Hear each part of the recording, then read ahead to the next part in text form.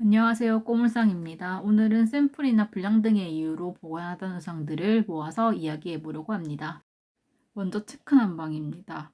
새롭게 보이핏 셔츠 패턴을 짜면서 고민을 참 많이 했거든요. 그러면서 여러 가지 원단으로 만들어 봤는데 이 원단을 보통 찌짐이 원단이라고 하죠. 약간 엠보싱이 있으면서 시원해 보이는 이 원단이 참 색깔도 선명하고 이뻐서 이 원단으로 낙찰되었던 기억이 납니다.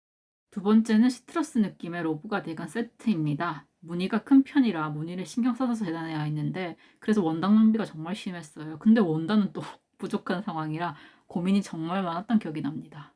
다음은 스카전 점퍼 세트입니다. 좌우 대칭 맞추는 게 은근히 어려웠고 가공이 힘든 원단이어서 제 실력을 쑥쑥 늘려준 정말 고마운 옷입니다. 불량률이 엄청났었기 때문에 뒤에도 계속 몇 번 더 등장할 예정입니다. 요 점퍼는 배색 고민을 꽤 많이 했었던 기억이 납니다. 두 가지 버전으로 최종 낙찰되었고 시접이 많은 옷이라 안감을 깔끔하게 넣는 부분을 많이 연구했었어요. 너무 이쁜 크림색 골든 원단을 발견했는데 두꺼운 원단이라서 고민 많이 했거든요. 가격도 싸지 않았고요. 고민하다가 이뻐갖고 그냥 사왔는데 아니나 다를까 두꺼운 원단이다 보니까 모양 잡기가 좀 많이 어려웠어요. 특히 주머니 모양 잡는 게 어려웠던 기억이 납니다. 똑단추가 보이는 걸 정말 싫어하는 편이라서 안 보이게 숨겨달았는데 원단이 두껍다 보니 잘 안 닦여서 연구를 좀 많이 했었어요. 그래도 예쁘게 나와줘서 다행이었습니다. 두 번째 바구니도 채워볼게요. 여러 색실로 잘게 짜여진 원단이 고급스러워서 보자마자 코트감이라고 생각하고 만들었거든요. 역시 제 각막은 찹이구나 느꼈던 옷이었습니다. 제가 정말 좋아하는 색조합이어서 진짜 즐겁게 제작했던 의상이었습니다.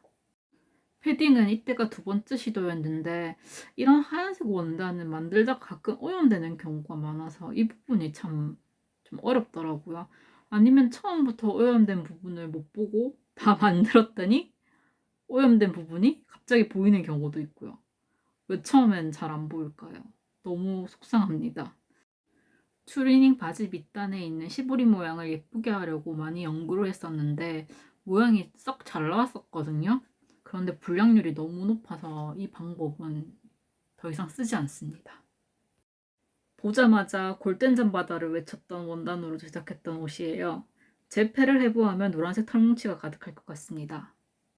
단단하게 짜여진 탁감기 없는 베이지색 원단을 보는 순간 저는 오버핏 코트가 자동으로 그려졌습니다.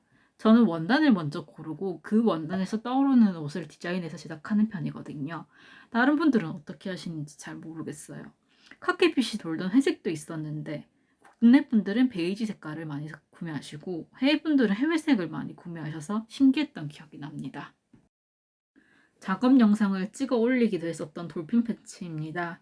이때의 실력으로는 바이어스를 균일하게 하기가 힘들어가지고 분량이 꽤 많이 나왔었던 기억이 나네요. 네, 세 번째 바구니입니다. 스킵한 의상들이 많아서 벌써 세 번째까지 왔네요. 화려한 꼬인 무늬 원단을 이용해서 셋업을 구성해 봤었는데요. 생각한 느낌이 안 나서 보류하고 이렇게 셔츠만 빼서 청바지와 구성을 해 봤습니다. 이 원단으로 로브 가디건을 만들어 보니까 정말 마음에 들게 나와서 아마 여름에는 로브 가디건을 출시하게 될 수도 있을 것 같습니다. 이것도 보이핏 셔츠 패턴을 만들면서 샘플 제작해 봤던 셔츠입니다. 앞에 나왔던 노란 빨간 체크에 밀려서 보류시켰습니다.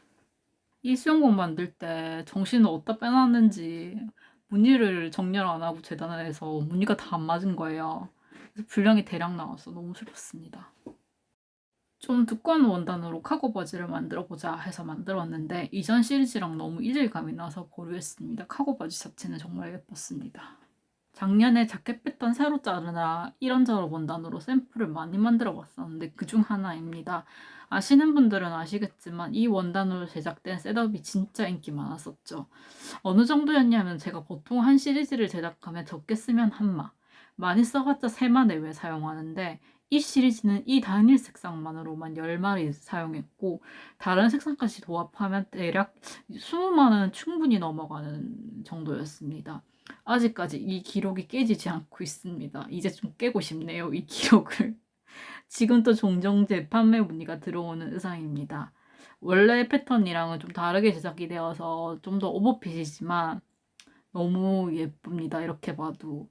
작년 봄에 제작했던 트위드 스타일 셋업 중 하나입니다. 지금 생각하면 이때가 과도기적인 시기여서 의상에 대한 고민이 참 많았던 시기였습니다. 제가 처음으로 제작했던 패딩 코트입니다. 벨트가 허리를 꽉 잡아주는 여성스러운 디자인을 추구했는데요. 생각해둔 디자인이 있어서 벨트용 리본을 찾는다고 리본 가게를 열심히 뒤졌던 기억이 납니다. 태국에서 백바스에서 입은 바지를 모티브로 제작한 바지입니다. 하늘하늘하게 바람이 잘 통하는 원단으로 골라서 제작을 했어요. 세로 줄무늬가 다리가 길어 보이는 느낌을 주지 않나요? 저는 사실 평소에 셔츠를 거의 입지 않는데 인형 옷으로는 참 좋아합니다. 그래서 많이 만들었더니 계속 셔츠가 등장하네요. 카라를 정중하게 딱 맞춰 다는 게 제일 어렵습니다. 네, 또 셔츠입니다. 패턴 새로 짜면서 만들어봤던 청 셔츠인데요. 앞판에 주머니가 없으니까 좀 심심해 보여서 보류했습니다. 작년에 제작한 트위드 세트 중 분홍 버전 샘플입니다. 이런 바이어스가 둘러진 디자인으로는 처음 제작해본 거라 샘플 제작을 정말 많이 했었습니다. 네, 이제 거의 다 왔습니다. 마지막 네 번째 바구니입니다. 약간 개량 한복 느낌 나게 제작되었던 블라우스와 치마 세트입니다. 농부 느낌 나게 만들고 싶었던 멜빵 바지였는데 너무 펑퍼짐하게 제작되어서 어떨까 고민하다가 슬림한 핏으로 변경하면서 보류했습니다. 분홍분홍하게 구성해본 세트입니다. 이상하게 저 점퍼 오염이 많이 나와가지고 분량이 많이 났어요. 왜 그랬는지 지금도 잘 모르겠습니다. 대환장 파티였습니다. 체크 자켓, 체크 패턴을 어떻게 배열할지 고민하면서 만들어본 샘플 중 하나입니다. 이런 무늬가 들어가는 의상들은 무늬 배열이 참 고민스럽습니다. 느낌이 확 달라지거든요. 샤넬 스타일 트위드 자켓 샘플입니다. 힘없이 성글게 짜여지는 원단이라서 어떻게 사용해야 할지 고민을 정말 많이 했었어요. 하지만 그만큼 인기가 많아서 정말 다행이고 뿌듯했습니다.